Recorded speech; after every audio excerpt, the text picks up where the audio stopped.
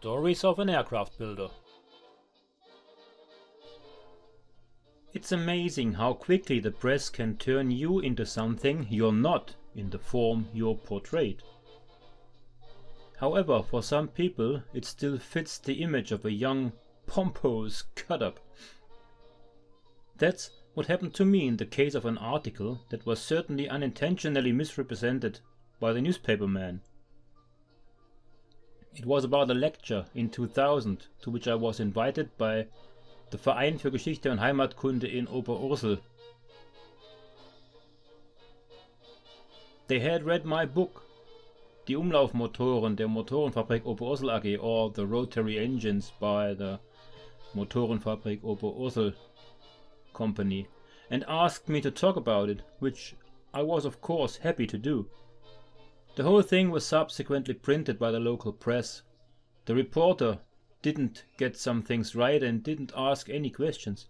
He didn't really talk to me, and the result was an article that contained more nonsense than truth, both historically and in terms of my person and expertise.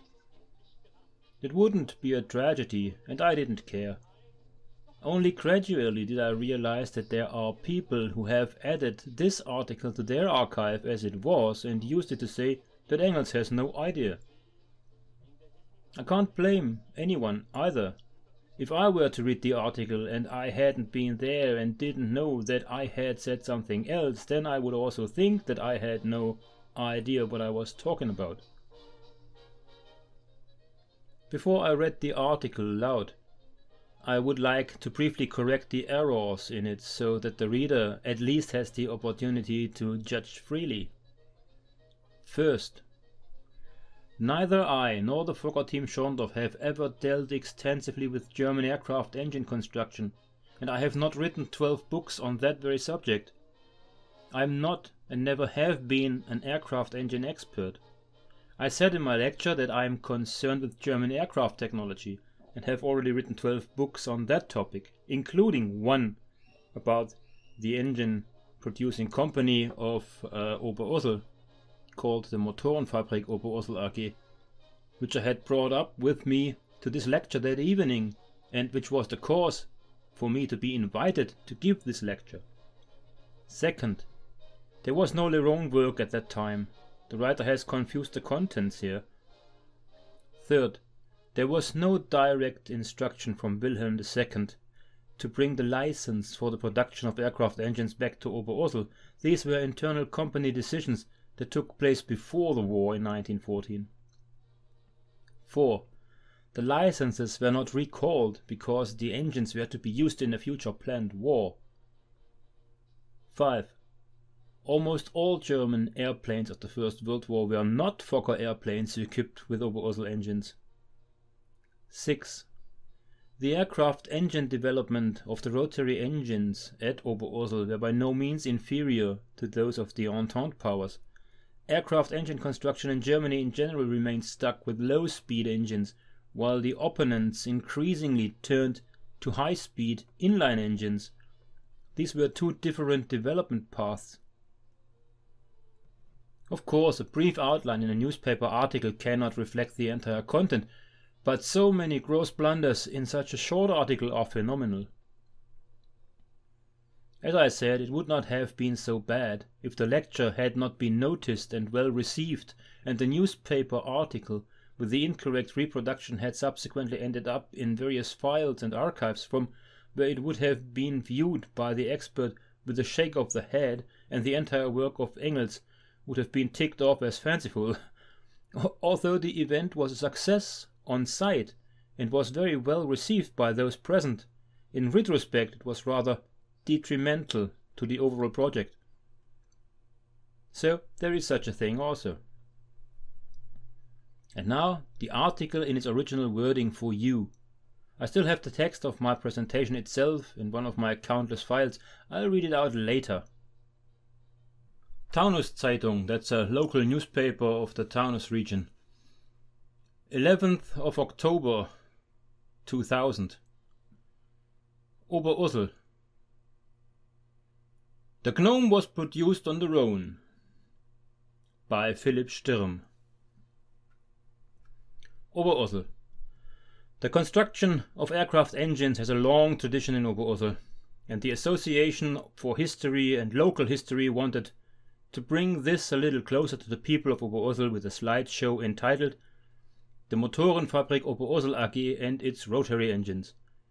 Achim Sven Engels from the Fokker team Schorndorf was the speaker at the Ferdinand Balzer House on Monday. Professionally, I'm just a railway man, Engels told the 80 eagerly listening guests. In his spare time, he heads the Fokker team, a private association of several aircraft construction enthusiasts, which focuses intensively on German aircraft engine construction between 1900 and 1920. Engels has already published 12 books on the very subject. If you look into this subject extensively, you will inevitably come across Oberursel's engines factory, he said. The history of engine construction in Oberursel began on what is now the site of the Rolls-Royce works, where before 1891 there was first a mill, a calfskin tannery, a poultry farm, and finally a rolling mill factory. In that year, however, Willy Seck developed a powerful petroleum engine there, the so-called GNOME.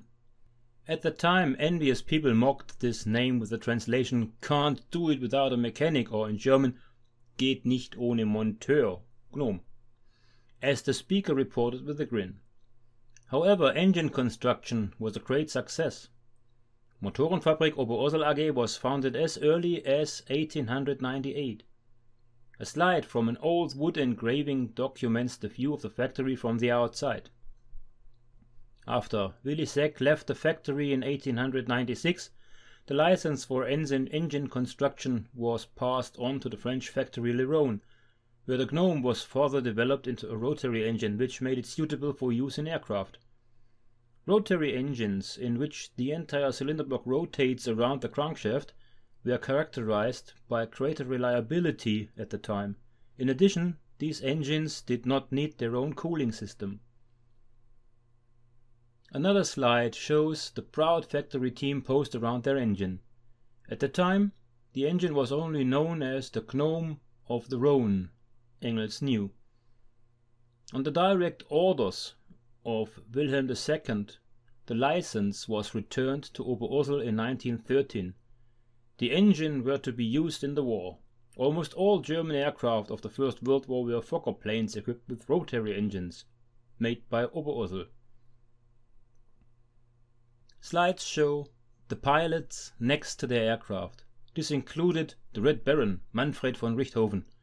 He inspected the Oberursel factory several times. At times, almost 2,000 people were employed at the factory. Engines with up to 160 horsepower were developed.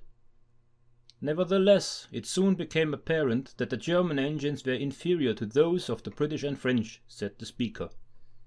Before further development were ready for serious production, the Treaty of Versailles put an end to the production.